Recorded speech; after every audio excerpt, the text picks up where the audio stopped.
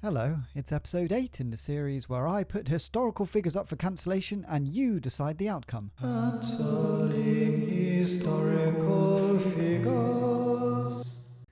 Today we are looking at Florence Nightingale. Born in Florence, makes sense, in 1820, she transformed nursing and established the Nightingale School of Nursing in 1860, the world's first professional nursing school.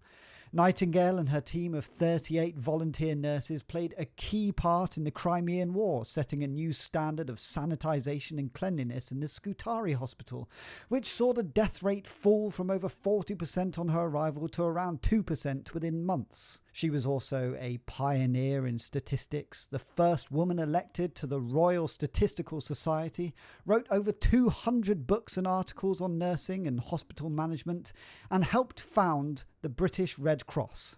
But she wasn't always the angelic lifesaver we often see her as today.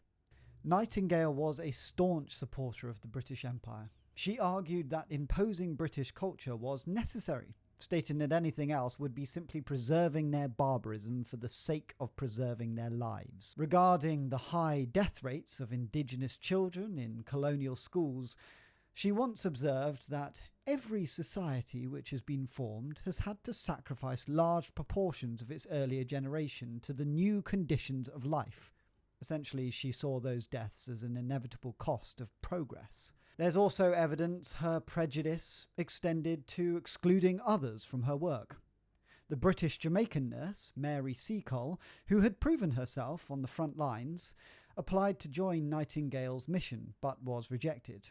She later suggested the rejection was due to her skin colour. Critics argue that Nightingale's version of nursing became restrictive and exclusionary, divided by class, race, and gender.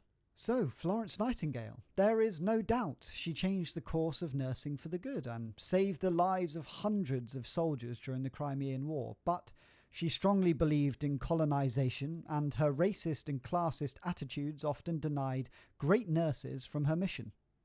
Should we cancel her? And who's next?